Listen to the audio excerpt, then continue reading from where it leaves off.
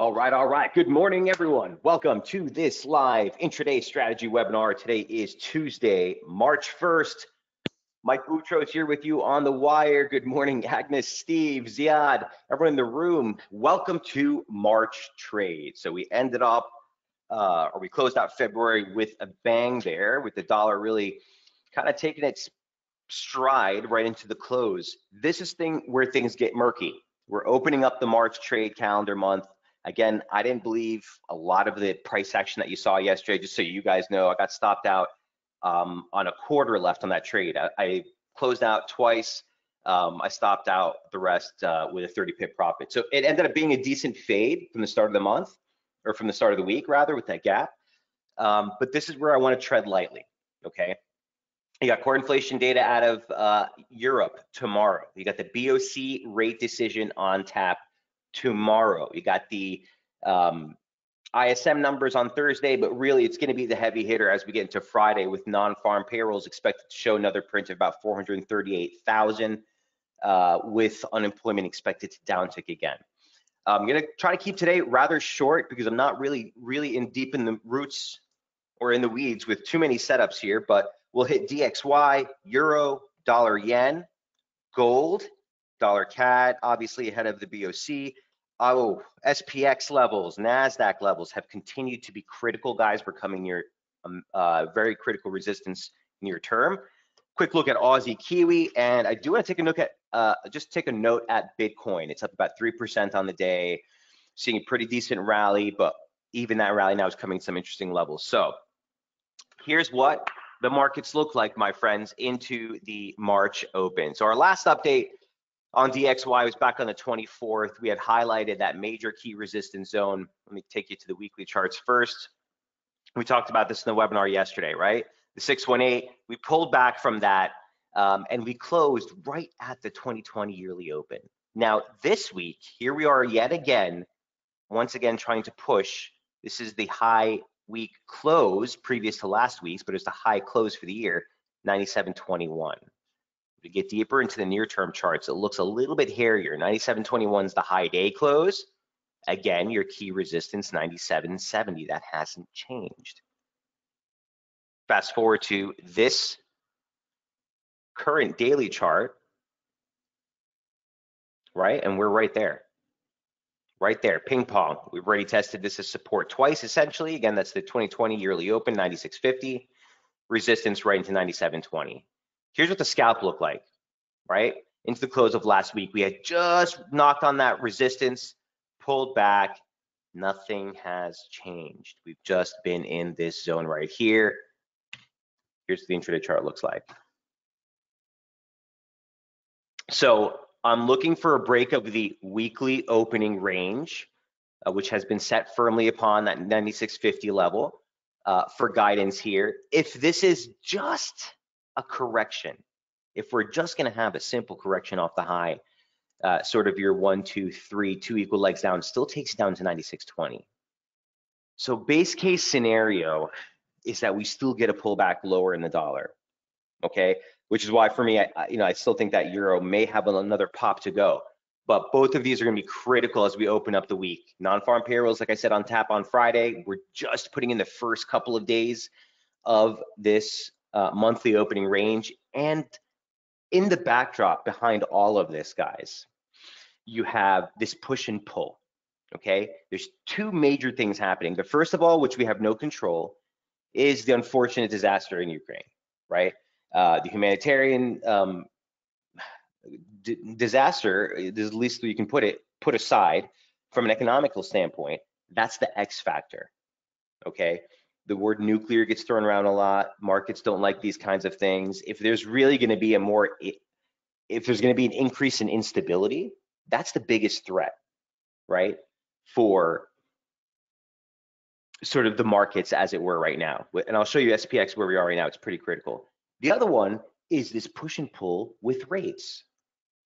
As we see further weakness or potential weakness in equity markets, you have a geopolitical, catastrophe possibly underway. How aggressive is the Fed going to be with hiking rates? You've seen some interest rate hikes expectations start to abate here, nonetheless, you're still having those outliers of, 6, 7 hikes, right?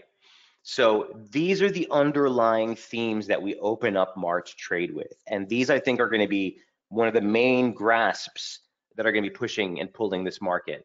By the dollars part, again, the risk from a technical standpoint is still for a draw lower. At the end of the day, if the weekly opening range breaks to the upside, yeah, okay, it's going to be a topside play, but you still got to deal with key resistance. 97.70 extends into 97.90. That would be 2 equal legs off the low. So it's a lot of problem, very problematic for just a break and a continuation higher without some sort of corrective move. Again, if we break below that 96.55 level, look for a deeper drop. Corrective move is 96.20, maybe even 95.80 before resumption. All right, so where does that put us on the euro? Well, it's going to be the exact inverse, but just for argument's sake and just for the sake of clarity here was euro's last update, which was on the 27th, right into the open of the week. And I'll show you this chart in a moment with that gap. Here is the weekly chart off downtrend support, failing at downtrend resistance. So the range that we just carved out for euro dollar for the week is critical. Anything sub 111, you're looking for 110, it's a 100 pip drop to the next major support zone. Anything northbound of yesterday's high, well, that essentially, again, will give you another near-term breakout possibly. So euro stuck in a range at the yearly, multi-year lows. Here's what it looks like on the daily chart. Okay. So last month's opening range broke lower. You did settle into a very steep low ahead of the monthly open. We closed last month right here, right? This was yesterday's close.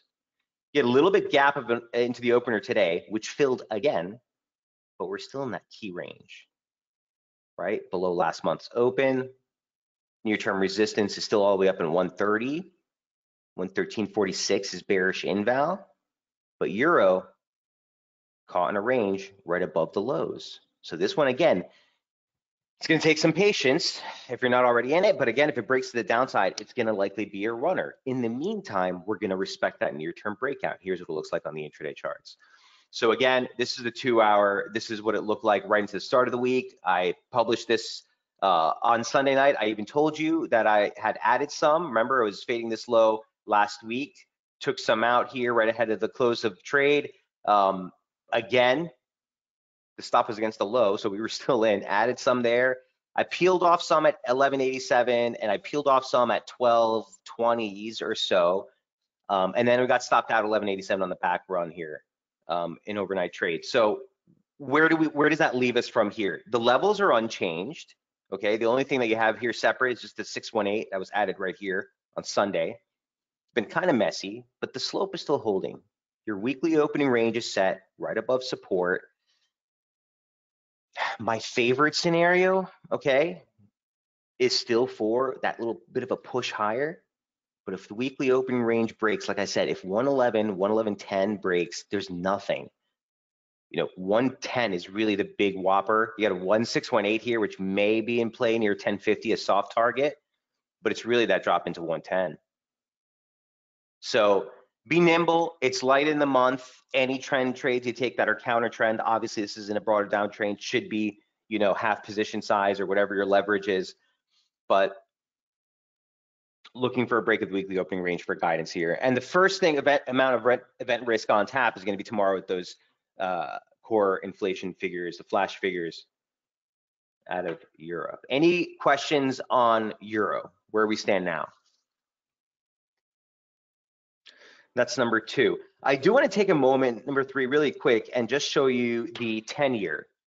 Here's what yields have been doing as we open up the month. We're at support, and it says someone asked about this in the webinar yesterday, and we touched about it briefly, but the level I gave you was 170. We're there, okay? Yesterday's low, just missed it. The low was in yields, 171. Okay, so we just missed that 38.2 retracement. That's the high day close for the advance back in 2021. Pretty critical stuff. That's support today. So watch that as we head into the US trade session. Near-term resistance is 184. Yep. You got to, bottom line, you got to get back above the median line before you start to call resumption for yields higher. With that, number 4, here is dollar yen. And here's what dollar yen looked like again, right into the start of the week. It looked very interesting for me because where it failed again last week was pretty telling. Here's what dollar yen looks like first on the weekly charts. And then we'll jump right in. So we talked about 115 support. We haven't closed the weekly close. There was that one tail week back in February we closed below, but largely speaking, it's been a straddle around that level. We're breaking lower now, but I'll show you what we were looking at earlier in the week. And really, it was just the exhaustion, right? We talked about higher highs, we talked about lower highs, and the possibility for a little bit of a pullback. Severe risk off or risk averse flows would compensate and tend to benefit the yen as well. So if we do get turn in risk, that actually calls or greatens more conviction for the call for a near-term pullback in dollar yen. Here's what it looked like first on the daily chart.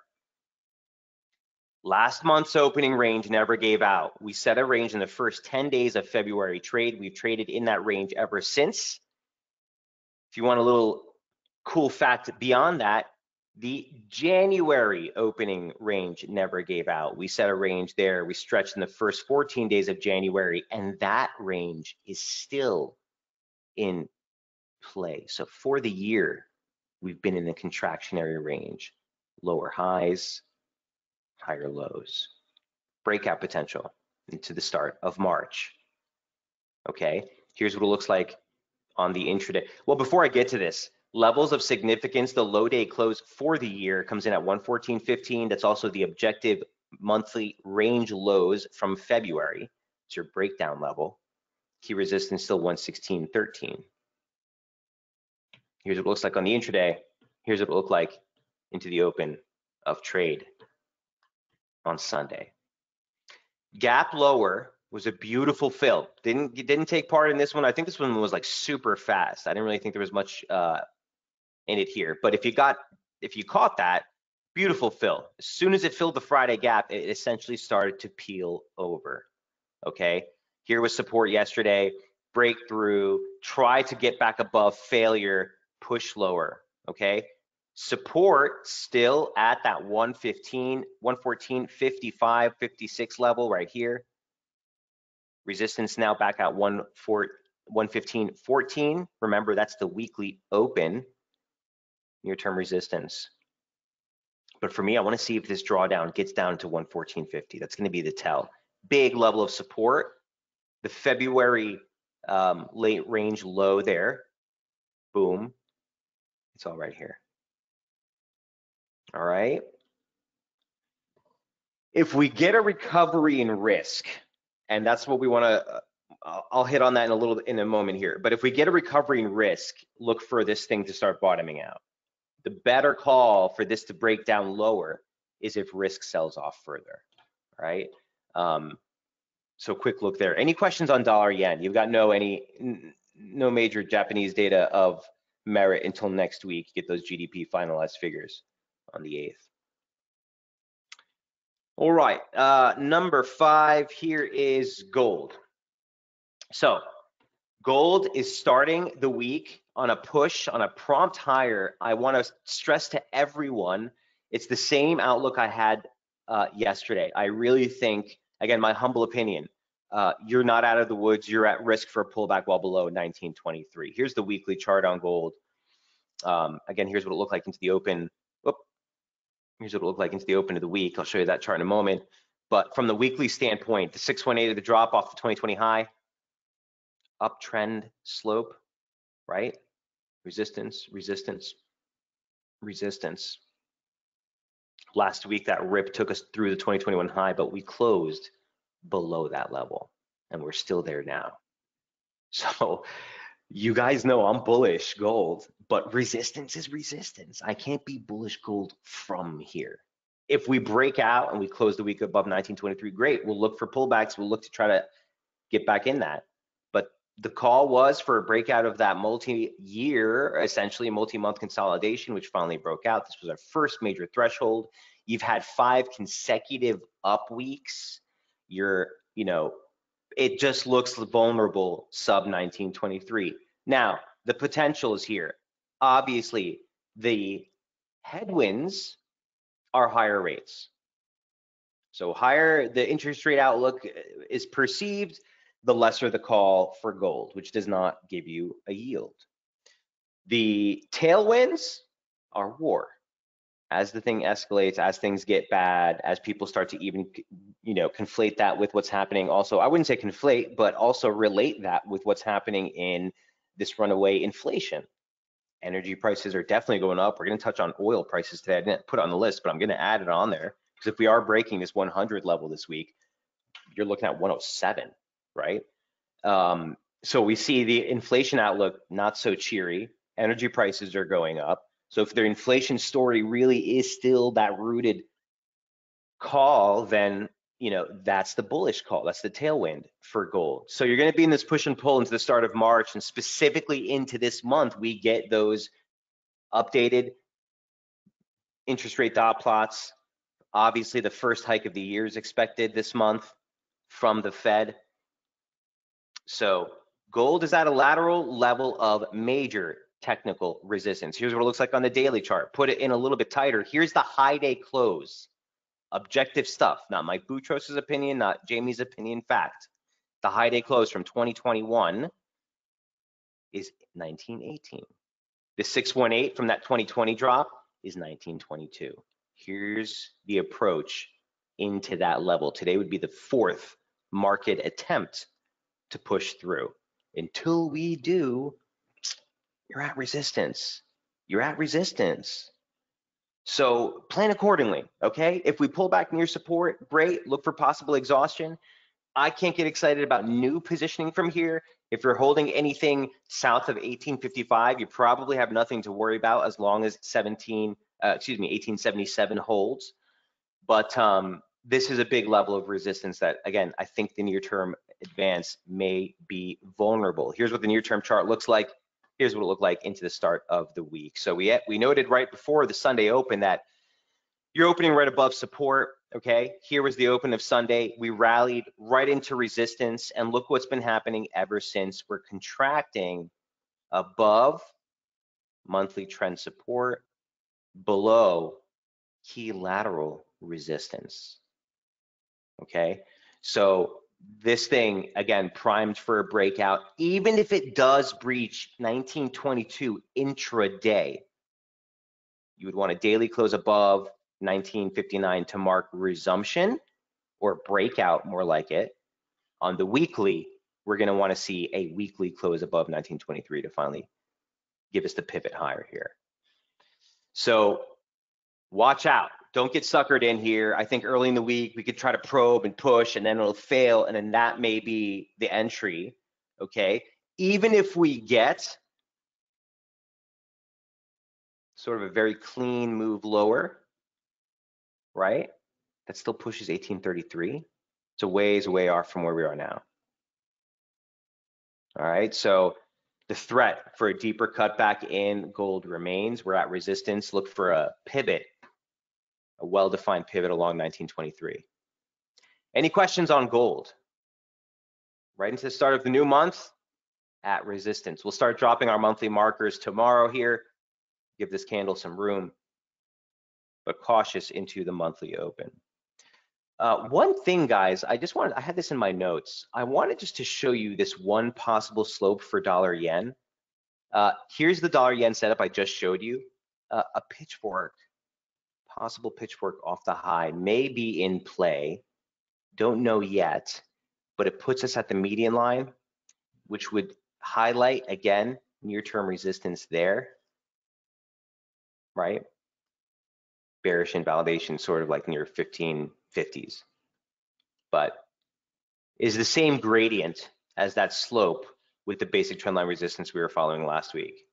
So keep that as a possible play. I don't know if this pitchfork's in play yet. It's too early to tell, but Just something to put on your notes there.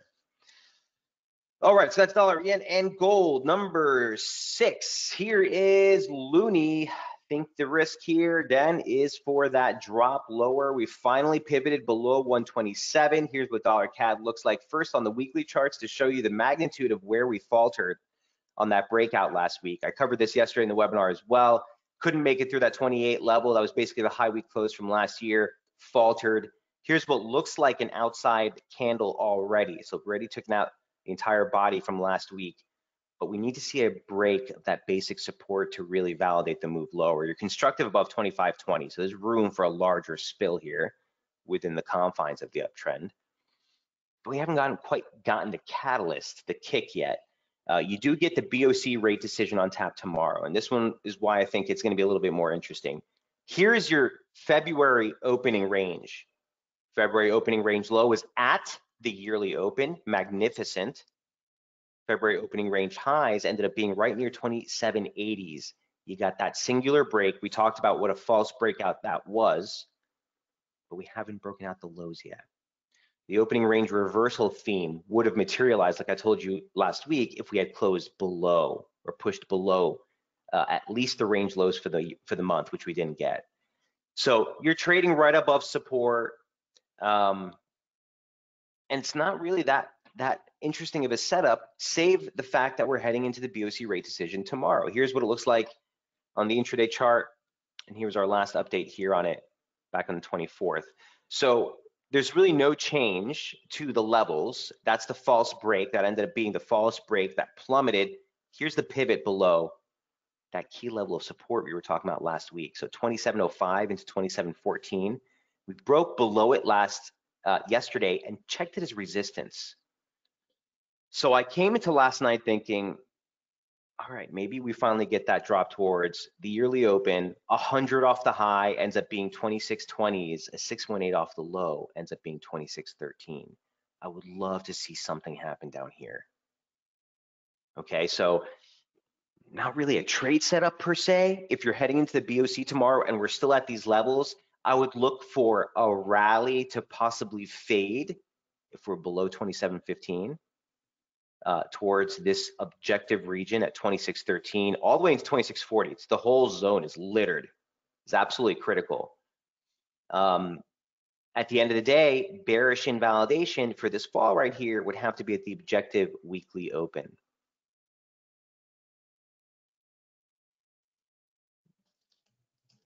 Okay, and that would be basically 2761. If we make it back through that, look for a possible run towards the highs, but I think you're bearish below the weekly open, looking for reaction below 2613. If that breaks, by the way, again, it's one of those trades where you got some room, right? There's 2613. The first level of major support comes with the low day close of the year. That's another 100 pips lower. BOC on tap tomorrow, start of the month. Juicy stuff here on dollar CAD. Looking for some interesting moves this week. Here's number 7, SPX. Whew, what can I say? Sometimes when the levels are this clean, I get freaked out. Okay, so let me take a quick look here on where we are with SPX from the top down. This thing has just been stellar in the way that it's reacted at key technical pivots. Who was I speaking with yesterday? I had a news, or I had an interview with a journalist from Cheddar who was asking about well, the interview was about Bitcoin, but he was asking about the SPX, and I rattled off some levels to him yesterday. He's probably looking at them today bewildered, but a quick look here, guys. The original slope back from 2020 is all the parallels you've been seeing here. This one is the one in question, which caught the lows. Laterally, we ducked below that yearly 52-week moving average, and we tested it as resistance. It's a real tight look back. Okay. Point of the story is you've rebounded off of uptrend support. This is near-term resistance. And if we break the slope off the yearly highs, then you start to look for the resumption of the broader uptrend in equities. Here's what it looks like on the daily chart. And early in the week, early in the month, I think this is going to be critical. Here's the daily chart, and here was our last update here on the intraday charts. I'll show you that spike in a moment, but rebound, here's last week. Remember the last levels that we were looking for was 41.97. 41.17 was the May low day close. Boom. Once that reversal candle hit, we said pause, look for resistance. First you have 43.60, and then you have 44.16, which was the January low day close, downtrend resistance. We're checking it today. We're checking it today. You need to close above 44.16 to validate resumption of the broader uptrend in equities. Otherwise, you're below. You're at downtrend resistance. Use caution here. One other thing I would like to do when markets are in such a critical slope, and once we've seen false breaks of that slope, excuse me. Okay, take a gradient, same slope, extend it off that high. Intraday, give the allowance for a drop towards or a rally towards 44.51 before you start calling the breakout. You could get this kind of poke, this peekaboo thing before reversing again. But the point is, we're at a major inflection. At the end of the day, if we break above this slope, look for 45.91. That's a 618 of the drop off the highs. Oh, excuse me, that's off the other high. The 618 drops now. We've got a new low. Okay, that's 45, 47. So that's the daily chart. All right, intraday. Here's what we're looking at. Here's what I showed you guys last week. That slope cracked right here. Okay, let me just draw it back for you so you guys can see it. Whoops.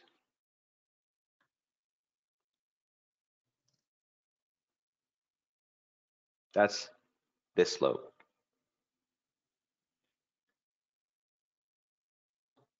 Right there. We cracked, gapped lower, filled it. Here's still resistance.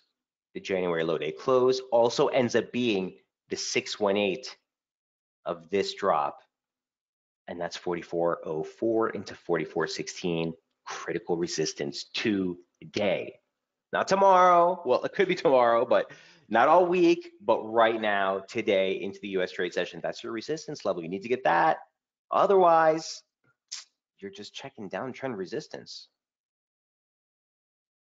Again, V formation. Everyone's starting to call it. You start calling, people will start screaming for head and shoulders already, right? That's all good and dandy. Resistance is resistance, plain and simple. Okay? Questions on SPX? That's number 7. Number 8, NASDAQ's in the same onset, although I think NASDAQ has a little bit more on the upside. So I showed you this one yesterday as well. Again, the daily chart has the same type of reversal, excuse me, okay? Here's the daily and intraday side by side. Here's the SPX, right? We got a big wick into support, but not quite as clean as the NDX. Right off of downtrend support. Here's the rally. I think this one's got a little bit more. 14,478, 14,455 is a 38.2. Ends up being the lows that you made in that swing back in July of 2021. Nice pivot in price. Downtrend resistance is right there.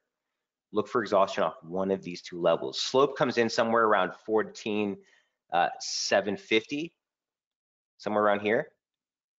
But this is the first lateral level I want to see reaction at. All right, SPX pretty much opening at resistance. NDX not quite there. A little bit more to go on the upside. Here's what NDX looked like again last week. As we were right into that pivot zone, we ended up pivoting above it. Here's the pullback resistance. Questions? Okay, 9 and 10 are going to be an Aussie and Kiwi. A quick look through on these. I haven't taken any open exposure on these this week, but I feel like there's something brewing here. So where we left off with Aussie was, let me show you the daily chart. The only thing I loved about this, and I went over this yesterday also, was the rebound, right? 72.70 is the only thing I'm focused on, and that's basically the objective yearly open. All right, we're there.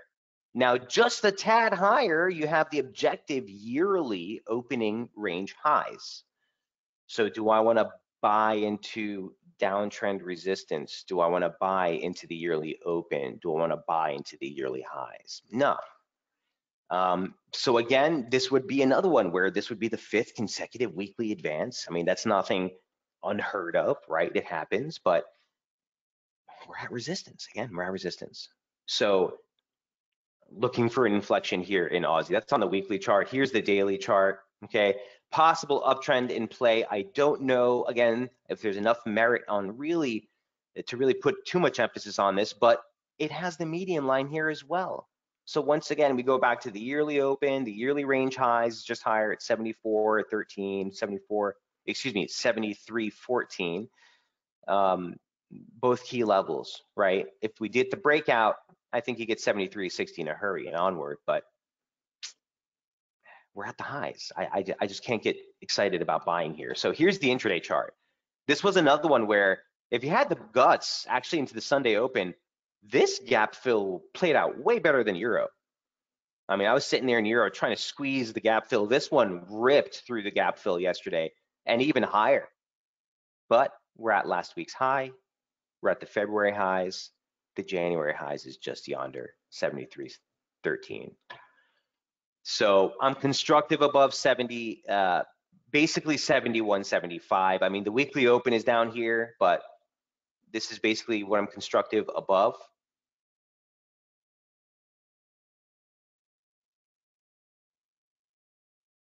That retracement, you're going to want to stretch that new high.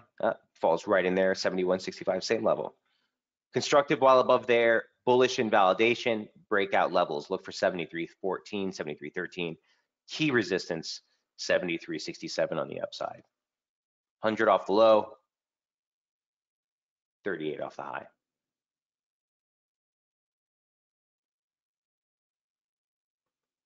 Questions on Aussie? Kiwi number 10 is, it's a similar situation, albeit I think at a bigger level. So 100% off the low here, actually maxed out. We pulled back. That's still a level I'm looking at, is 68 rather, 67.95. The 38.2 gets you 67.92. But another one, beautiful fill on the gap on Friday into the Sunday open. Beautiful fill, ripped higher, same trade. Heading into the monthly range highs, heading into the yearly range highs here, a little bit higher. So I think, let me take a step back. Excuse me, the magnitude of the Aussie rally is much steeper, right? Aussie's only pips away from its yearly high. Kiwi still got a way to go. So if we're going to play catch up here, yeah, I still think it's constructive, but do you buy here? I can't get on board there. 67.33 near-term support. I'd be constructive while above the December low, and a topside breach from here. You're essentially looking for that September low near 68.59. New Zealand quiet on data for the majority of the week as well. So look for dollar price action to drive. Okay, that's everything on my end, guys, from the FX front and from the equity front. I do want to take a moment and go over 2 trades, which I think are just going to be critical to look at over the next 48 hours. One of them is Bitcoin, and the other one is oil. So before I get into oil, Bitcoin, I have, guys, at resistance now. I don't really have a near-term setup to be too crazy about at the moment, but here's the daily chart. Okay, and here was our last update on Bitcoin. It was back on the 17th. We had just broken this key support. We highlighted key levels at that 618, and again, critical support where we caught the lows back in January is still that 35,091, 35,390. Look where it bottomed. The exact same level. Again, it held. We didn't even get into a stretch low, and that 52% off the high ends up being the breadth of the correction in Bitcoin. Now, if we are correcting or let me take a step back. The first major level of resistance, the pivot zone, as it were, would have to be here at 45,000. 46,100, 47,200. You got a whole bunch of stuff here. 2 equal legs off the low, 2, 3. A 38.2 retracement off the high. And the objective yearly open give you a range of 46,200 to 47,200. Now again, some slope, some basic slope considerations here. Here's slope support as resistance. You see that coming into the same level. Right now, former support turned resistance. You're also looking at the 75% parallel for the downtrend. This is off the yearly highs, the record highs of Bitcoin. So looking for something here today, okay? If we get failure, you'd want to see support hold at 42,000, and again, 47.2 is the breakout. That's the key resistance zone Bitcoin would need to clear to get back in. Now, guys, I'm back in the money in Bitcoin. If you guys remember, I was the one telling you guys if we get into 39,000, that's like a decent area to buy. And I was underwater on it for a while. Again, I've littered a couple more buys here, but at the end of the day, this is the pivot for the onward move. If we fail here, it could suggest that this whole move was just corrective and we actually got a deeper low to go to. So all bets are on this 46,200, 47,200 in Bitcoin. All right, I just thought I'd bring that up. Really, really interesting. Again, it's up 3% today. Yesterday was up 14% on the session. So big moves off of big support takes you close at near-term resistance, but near big resistance. All right. Last but not least is oil. You're going to see this on the headlines. Obviously, the situation deteriorating over there in Ukraine, and really the question becomes: do global powers tax and put sanctions on Russian oil? You know, we've sanctioned the hell out of oligarchs and all different types of transactions. Obviously, SWIFT got involved yesterday, which is kind of a big deal, especially in Europe. But no one's really wanted to tread on that sanction on energy, because again, whether they want to admit it or not, the West is more reliant on imports as it pertains to energy. So I've been telling you guys for 5 weeks that we're at resistance, and we still are. Okay, but this is the highest probe yet. Even last week, which saw a rally into 100, ended up closing well off the highs at 91. Okay, here's another attempt. Looks like it has more push. The catalyst is there, in that you're seeing the sanctions being, the push to sanction energy really starting to become more, the chorus is getting louder. And that's not even to say disruptions in supply, as it were, if this does get messy.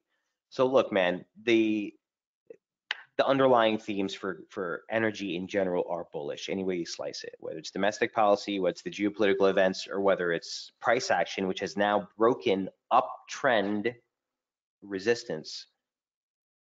Like I told you, above 100, there's really nothing to be nothing to make a major hiccup here until you get into 107.50. That's the 2014 highs. You got the 2013 highs at 112, and I think we're going to definitely see those.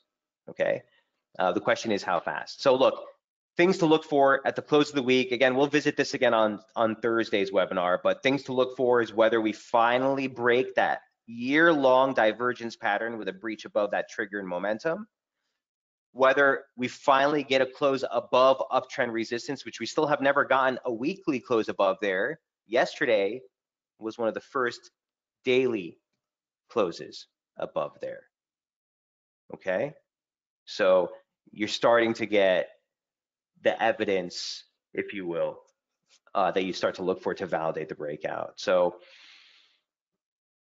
yeah, if we close above 100 today, we're well en route to 107.50 and beyond. Questions on oil. Here's the possible near-term corrective action we were gesturing at yesterday as a possibility, even if this was in play, well, that just marked breakout. So stand clear. Looks like we got that oil price move marching higher, as it should, as it should. Again, like I said, there's really nothing from a fundamental standpoint or a technical standpoint that should put you pretty bearish on that trade. All right, so guys, that's everything that's on my end. If there are no other questions or trade setups, we'll go ahead and wrap it up here. Again, first couple of days of the month, keep it light. You got the BOC on tap tomorrow. Keep your eye on that dollar CAD trade. That's going to be a very interesting trade to see if we finally push below those range lows, or whether we find an inflection here and we still kind of fall in this same range from February. Again, heading deeper into the month, or deeper into the week rather, excuse me, non-farm payrolls on Friday. We'll review those numbers on Thursday morning. Till then, keep it nimble. Best of luck trading. I'll see you guys on Thursday. Cheers.